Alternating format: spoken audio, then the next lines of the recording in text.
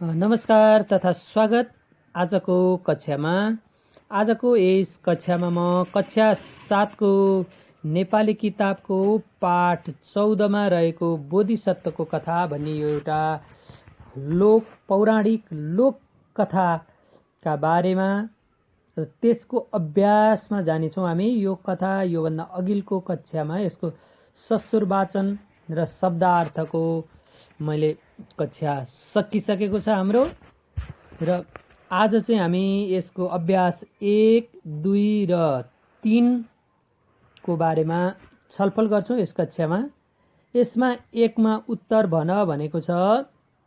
अब यो चाहिँ सरसर्ती यो कक्षामा प्रत्यक्ष कक्षा हुँदाखेरि अन्तर्क्रियात्मक रूपमा विद्यार्थीहरूबाट उत्तर लिनको लागि राखिएको अभ्यास हो, र यसमा पनि हामी आज तपाईहरूले अनुमान गरेका प्रश्नहरू नै पक्कै यसका उत्तरहरू हुनेछन्। अभ्यास 1 मा म त्यसको पनि सरसर्ती उत्तरहरू बताउने छु भने 2 मा उत्तर लेख भनेको छ। यसमा चाहिँ हामीले उत्तर लेख्नुपर्ने हुन्छ र यो उत्तर लेख्नको लागि छोटा छोटा खालका उत्तरहरू यसबाट हामी लेख्न सक्छौँ, र यसमा प्रश्न अनुसार कुनै प्रश्नको अलि छोटो हुन्छ र कुनैको अलि लामो हामीले लम्ब्याएर पनि उत्तर लेख्न सक्छौँ। यो प्रश्न नम्बर 2 को भयो भने अर्को यही बोधिसत्वको कथा अन्तर्गत अभ्यासको 3 नम्बरमा के छ त भाव विस्तार भन्ने छ। यो भाव विस्तार चाहिँ हामी पहिला पनि पटक पटक हामीले यस्ता भाव विस्तारका अभ्यासहरू गरिसकेका छौँ, र तिमीहरूले पनि अवश्य भाव विस्तार भनेको के हो, व्याख्या गर भनेको के हो भन्ने कुराहरू बुझिसकेको हुनुपर्छ। आज हामी यिनै भाव विस्तार गर, उत्तर लेख र उत्तर भन भनेको बोधिसत्वको कथाका अभ्यासहरू लिएर उपस्थित भएको छु, र म यिनै अभ्यासहरू यहाँहरूलाई बताउने छु। अवश्य पनि यो हेर्ने दृश्यात्मक भन्दा पनि श्रव्य सामग्रीहरू रहेको अथवा आफ्नो पुस्तक हेर्दै सुनेर पनि कक्षा बुझ्न सकिन्छ भन्ने आधारमा यो एउटा अडियो कक्षा हो। अवश्य पनि तिमीहरूले यस्तै कक्षाहरू अन्य पाठहरूबाट पनि सुन्न र बुझ्न चाहन्छौ भने यस नमबुद्ध एजुकेसनल च्यानललाई सब्सक्राइब, लाइक, सेयरहरू गर्न चाहिँ नभुल। अब म अगाडि बढ्नेछु उत्तर भनबाट, है त। अब ठ्याक्कै हामीले उत्तर भन अथवा शिक्षकले भनेको हुबहु सार्ने भन्दा पनि हाम्रो बानी के हुनुपर्छ भने पहिला प्रश्न बुझ्ने र किताबमा रहेका अनुच्छेदहरूबाट प्रश्न खोजेर लेख्ने बानी भयो भने त्यो हामी सम्झन पनि सक्छौँ, र सबै विद्यार्थीहरूको उस्तै खालको उत्तर पनि हुँदैन। जसले मौलिक र फरक खाल दृष्टिकोणबाट आफ्नो भाषामा उत्तर दियो त्यस्तोलाई को चाहिँ नम्बर पनि परीक्षाका दृष्टिकोणले पनि बढी नम्बर आउँछ। अब हामी अभ्यास 1 को उत्तर भनतिर लागौँ, है त। अब म यहाँ प्रश्न भन्छु, तिमीहरूले अवश्य उत्तर अनुमान पनि गर, र मैले भनेको उत्तर तिमीहरूले अनुमान गरेकोसँग मिल्न सक्छ। अवश्य पनि यदि नमिलेको खण्डमा आफ्नो अनुमान गरेको उत्तरलाई सही उत्तर मैले भनिसकेपछि त्यसलाई सही उत्तर बनाउने र त्यसलाई करेक्सन गर्ने अथवा त्यसलाई सच्याउने, है त। अब उत्तर भन भने बोधिसत्वसँग गुरु किन छक्क परे भन्या छ। हामीले पढ्ने क्रममा यही पाठको दोस्रो अनुच्छेद पहिलो अनुच्छेदमै यो प्रश्नको उत्तर छ। बोधिसत्वले अक्षरारम्भकै दिन सबै अक्षर चिनेको देखेर गुरु छक्क परे। अब यसको छोटो उत्तर भन्ने हो। अनुमान अवश्य तिमीले गर्यौ होला अथवा लेखेर पनि अभ्यास गर्न सकिन्छ, र यो लेखेर राख्दा पनि हुन्छ। बोधिसत्वसँग गुरु किन छक्क परे भन्दा बोधिसत्वले अक्षर आरम्भकै दिन सबै अक्षरहरू चिनेकाले बोधिसत्वसँग गुरु छक्क परे भनेर यसको उत्तर भयो। अब त्यसै गरी अर्को खमा रहेको छ बोधिसत्व के चाहन्थे भनेको छ। बोधिसत्व के चाहन्थे त यो हामीले यहाँ पनि तेस्रो अनुच्छेदमा यो बोधिसत्वको व्यवहारहरू पढ्दै गर्दाखेरि त्यहाँ हामीले बोधिसत्व के चाहन्थे त भन्ने कुराहरू भेट्नेछौँ। उनी सधैँ के चाहन्थे त उनी सधैँ सबैले ज्ञान र सुख पाउन् भन्ने चाहना राख्थे। यो कहाँ छ त हाम्रो कथाको दोस्रो अनुच्छेदको अन्तिम वाक्यमा यसको ठ्याक्कै उत्तर छ। बोधिसत्व सधैँ सबैले ज्ञान र सुख पाउन् भन्ने चाहना राख्थे। के चाहन्थे त बोधिसत्व सधैँ सबैले सुख र ज्ञान पाउन् भन्ने चाहन्थे। सुख ज्ञान र सुख पाउन् भन्ने चाहन्थे। यो के भयो त बोधिसत्व के चाहन्थे भन्नेको उत्तर हो। अवश्य पनि तिमीहरूले गेस गरेको उत्तर मिल्छ। र हामीले अर्को के त उत्तर खोज्ने तरिका पनि हाम्रो अभ्यासमा क ख ग भने क्रमशः दिएका प्रश्नहरूको उत्तर पनि पाठका सुरुका अनुच्छेदहरूबाट क्रमशः नै खोज्ने बानी गर्दाखेरि हामीले सजिलै त्यसका उत्तरहरू पनि भेट्न सक्छौँ। अब आयो बोधिसत्वले गर्ने ध्यानको नाम के हो। यो हामीले अवश्य थाहा छ। यो कहाँ छ त यो तेस्रो अनुच्छेदको अन्तिममा छ। के छ त उनले अन्तिममा के छ त सबैले सुख पाउन् भनेर सधैँ मनमनै मैत्री ध्यान गरिरहन्थे भन्ने त्यहाँ वाक्य एउटा छ। त्यसबाट हामीले के बुझ्नु पर्यो त बोधिसत्वले गर्ने ध्यानको नाम मैत्री ध्यान हो। बोधिसत्वका चेला को थिए भनेको छ। बोधिसत्वका उनीसँग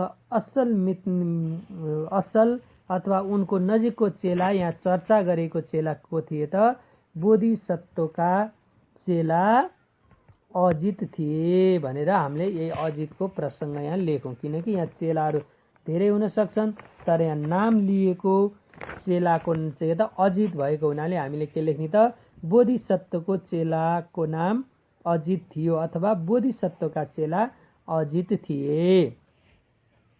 अब अर्को पनि तिमीहरूले अनुमान गर्न सक्छौ बोधिसत्व र अजित कहाँ गए भनेको छ। बोधिसत्व र अजित कहाँ गए त बोधिसत्व र अजित वन विहार गर्नको लागि काभ्रे जिल्लाको धुलिखेलभन्दा पूर्वतर्फको जङ्गलमा गए। अब हामीले चाहिँ के लेख्ने त बोधिसत्व र चेला काभ्रे जिल्लाको धुलिखेलभन्दा पूर्वतर्फको जङ्गलमा पुगे भनेको छ। यो तिमीले कहाँ भेट्छौ त उत्तर भने तिमीहरूको पाठको तेस्रो चौथो पाँचौं अनि यो पाँचौं अनुच्छेदपछि त्यो कवितात्मक एउटा सानो अजितले गरेको पुकार छ र त्यो भन्दाको तलको सानो अनुच्छेद पढ्यो भने त्यहाँ के भेटिन्छ त बोधिसत्व र उनका चेलाहरू कहाँ पुगे भन्ने कुरा पत्ता लाग्छ। त्यो के त बोधिसत्वका र उनका चेला के त काभ्रे जिल्लाको धुलिखेलभन्दा पूर्वतर्फको जङ्गलमा पुगे। जुन जङ्गलमा पुगेर त्यहाँ अहिले के छ त नमबुद्ध भनेर प्रख्यात छ त्यही ठाउँमा पुगेका हुन्। अब हामीले यसको उत्तर भन्दा चाहिँ के भन्नु पर्यो त बोधिसत्व र उनका चेला काभ्रे जिल्लाको धुलिखेलभन्दा पूर्वतर्फको जङ्गलमा पुगे। हामीले छोटा छोटा उत्तरहरू दिँदाखेरि किताबमा भएकै कुरालाई ठ्याक्क दिँदा हुन्छ किनकि यो मौखिक उत्तर दिनको लागि राखिएको अभ्यास हो। बगिनीको छेउमा के थिए भनेको छ। बगिनीको छेउमा भर्खरै जन्मिएका दुईवटा डम्बरुहरू थिए। डम्बरु भनेको के त बाघका बच्चाहरू त्यसलाई डम्बरुहरू थिए। बगिनीको छेउमा दुईवटा डम्बरुहरू थिए। त्यसै गरी अर्को के छ त डम्बरुलाई देख्दा बगिनीले किन र्याल काडी भनेको छ। यो पनि कहाँ छ त यो हामीले दोस्रो अनुच्छेदमा भोकले कमजोर भएकाले हलचल गर्न सक्दैन थिए भनेको छ। यहाँ के त र्याल किन काडी भन्नुको अर्थ के त ऊ बगिनी एकदम भोकी थिए त्यसैले उसले आफ्ना डम्बरुहरूलाई खाने इरादा अथवा खाने इच्छा राखेर र्याल काडी भन्ने प्रसङ्ग यहाँ छ। अब हामीले के लेख्ने त,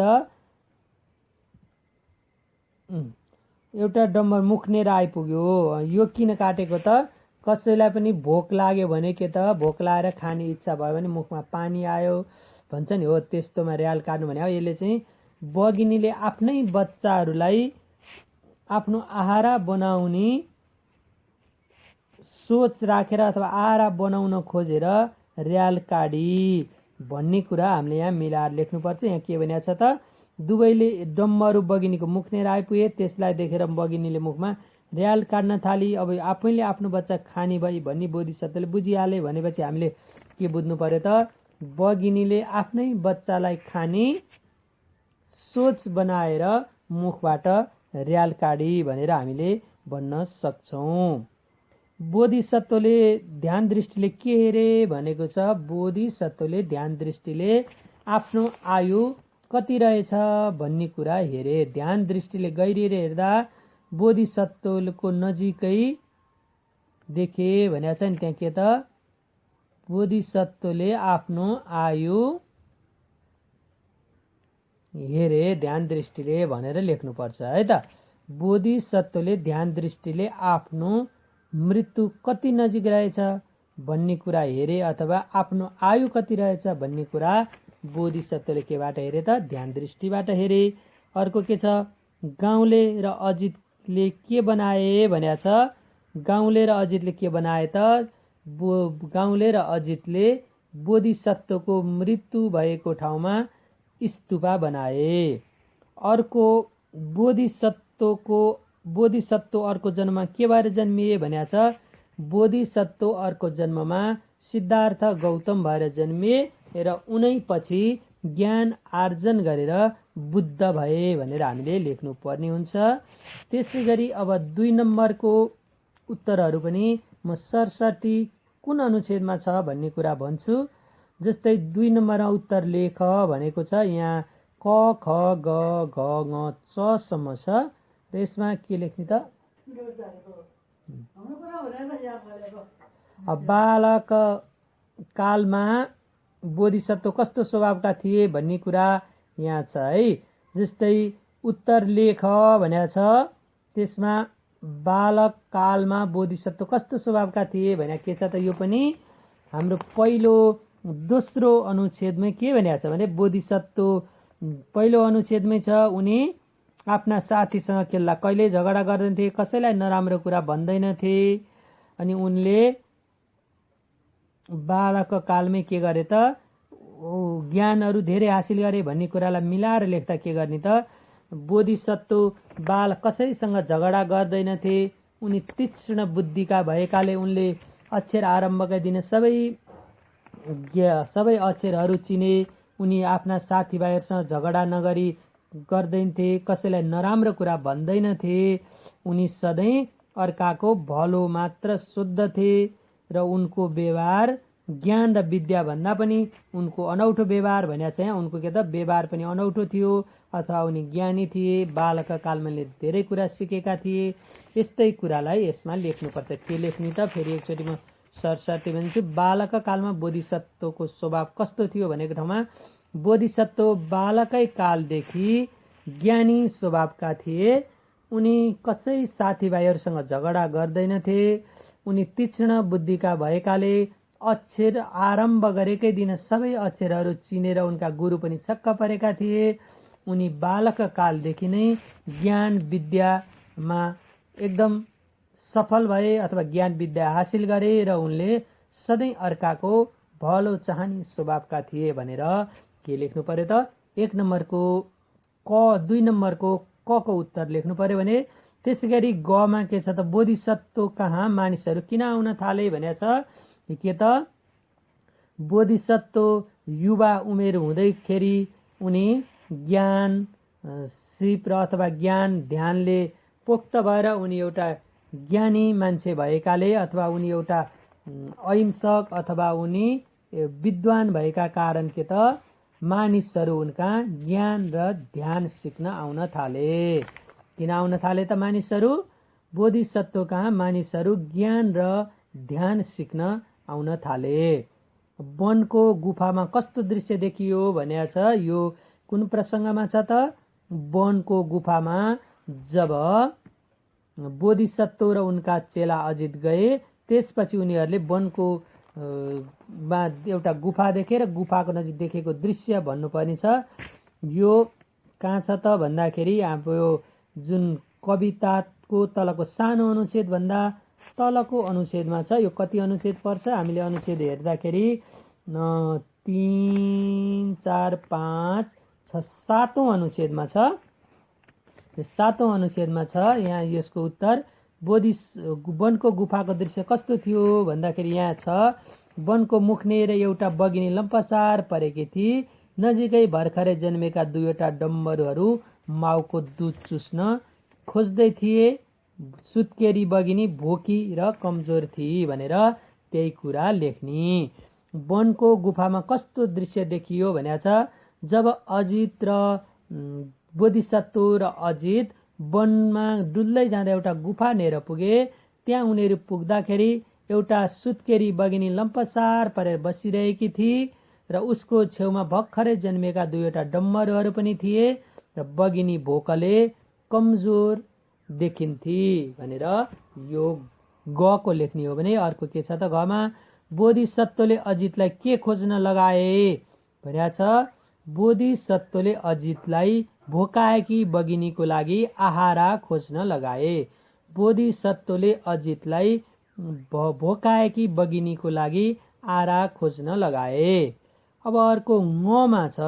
ङमा के छ त? मर्न लागेकी बगिनी कसरी बाँची भनेको छ। जब बगिनी भोकाएर मर्न लागेको अवस्था देखे, त्यसपछि बोधिसत्व आफैले आफ्नो आयु ध्यान दृष्टिले हेर्दा आफ्नो आयु धेरै लामो नभएपछि उनले आफू नै बगिनीको आहाराको रूपमा आहारा बन्ने निदो गरे र त्यसपछि बोधिसत्वको शरीरलाई आफ्नो आहारा बनाएर बगिनी बाँची। अब हामीले ठ्याक्क लेख्दा कसरी लेख्ने त? बोधिसत्वले ध्यान दृष्टिले हेर्दा आफ्नो आयु धेरै लामो नभएपछि उनी आफै बगिनीको आहारा बन्न तयार भए। त्यसपछि बोधिसत्वको शरीरलाई आफ्नो आहारा अथवा शिकार बनाएर भोकाएकी अथवा मर्न लागेकी बगिनी बाँची भनेर हामीले त्यहाँ त्यसको उत्तर लेख्न सक्छौँ। कुनको त? 2को ङको है त। अब चमा के छ त? बोधिसत्वको स्तूपा भएको ठाउँको के महत्त्व छ भनेको छ। यसको भाइ अब हामीले लामो पारेर लेख्न पनि सक्छौँ अथवा छोटोमा लेख्न पनि सक्छौँ। अब के लेख्नु त? बोधिसत्वको स्तूपा भएको ठाउँ अहिलेको काभ्रे जिल्लाको पूर्वपट्टि पर्ने नमबुद्ध हो। यो के त? काभ्रेको धुलिखेलबाट पूर्वपट्टि पर्छ र यसलाई तामाङ भाषामा ताग्मो लुजिन पनि भनिन्छ।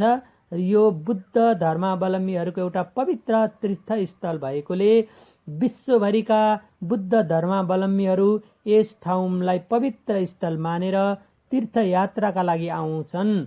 त्यसकारण यो बोधिसत्वको स्तूपा भएको ठाउँ नेपालमा मात्र नभई विदेश अथवा अन्तर्राष्ट्रिय स्तरमा पनि निकै चर्चित र महत्त्वपूर्ण रहेको छ भनेर हामीले चको पनि उत्तर यसरी लेख्न सक्छौँ। यो उत्तर कहाँ छ त?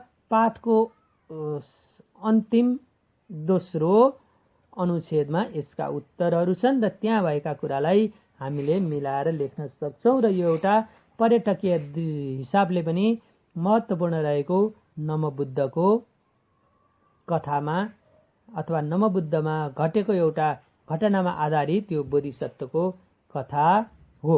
अब हामी आजको हाम्रो पाठ्य सामग्री अथवा हाम्रो पाठ्य विषयवस्तुहरू अन्तर्गतको एउटा भाव विस्तार बाँकी छ। भाव विस्तार योभन्दा पहिला पनि अवश्य पनि कसरी गर्ने भन्ने कुरा धेरैले बुझिसकेको हुनुपर्छ। यसमा के गर्नुपर्छ त भन्दा भाव भनेको अर्थ, भाव प्लस विस्तारबाट भाव विस्तार भएको हो। त्यो अर्थलाई विस्तार गरेर अथवा बढाएर लेख्नु नै के हो त भाव विस्तार गर्नु हो र त्यही कुरालाई हामीले कसरी लेख्नुपर्छ भन्दाखेरि सुरुको अनुच्छेदमा सामान्य पृष्ठभूमि अथवा विषय प्रवेश गर्नको लागि त्यसको परिचय खण्ड लेख्ने र दोस्रोमा दिएका भनाइ अथवा लाइनहरूको वर्णन गरेर विस्तृत लेख्ने हो भने अन्तिममा के लेख्ने त त्यही दिएका कुराहरूलाई निचोडका साथ अथवा माथि उल्लेख गरेका कुराहरूलाई आफ्नो विचारसहित त्यसलाई टुङ्ग्याउन सकिन्छ। र यसको सरसर्ती मैले यहाँ दिएको जुन सज्जन व्यक्तिहरू आफ्नो दुःख सहन सक्छन् तर अरूको दुःख भने देख्न पनि सक्दैनन् भनेको छ, यसैलाई मैले सरसर्ती लेखेको छु। यसलाई म पढेर तिमीलाई बिस्तारै पढेर सुनाउँछु र यो सुनिसकेपछि यही आधारमा अनि आफैले लेख्ने अभ्यास गर्ने र बुझ्ने प्रयास गर्ने है त। सज्जन व्यक्तिहरू आफ्नो दुःख सहन सक्छन् तर अरूको दुःख भने देख्न पनि सक्दैन भनेको त सज्जन भनेको असल गुण भएका अथवा परोपकारी व्यक्तिहरू हुन् भने अब यो सहन सक्छन् भनेको उनीहरू आफू चाहिँ सज्जनहरू जति दुःख भए नि सहन सक्छन् तर पराईको दुःखमा उनीहरू बढी दुःख हुन्छन् भन्ने प्रसङ्ग हो र यो म सरस्वती पढेर सुनाउँछु है त। बोधिसत्वको कथा पाठ 14 3 नम्बर अभ्यासको 3 नम्बरको भाव विस्तार गर। सज्जन व्यक्तिहरू आफ्नो दुःख सहन सक्छन् तर अरूको दुःख भने देख्न पनि सक्दैनन्। प्रस्तुत भनाई बोधिसत्वको कथा शीर्षकको कथाबाट साभार गरिएको हो। कक्षा 7 को नेपाली किताबमा प्रकाशित उक्त कथा नारायण रिजालले लेख्नु भएको हो। एकजना त्यागी र ज्ञानी व्यक्ति बोधिसत्वको त्याग र तपस्याका बारेमा यो कथा लेखिएको छ। यस कथामा एउटा भोकाएको बगिनीलाई बोधिसत्वले आफ्नो शरीर आहाराको रूपमा सुम्पिएको प्रसङ्गमा यो कथा लेखिएको छ। प्रस्तुत लाइनले यो पहिलो अनुच्छेदको भयो, मैले अघि नै भनेको यो पहिलो अनुच्छेदको परिचय। अब दोस्रो यसको मुख्य भाव विस्तारको अनुच्छेद हेरौँ। प्रस्तुत लाइनले करुणा र त्यागको महिमालाई उजागर गरेको छ। अरूको भलाइ चाहने सज्जन व्यक्तिहरू वास्तवमै महान हुन्छन्।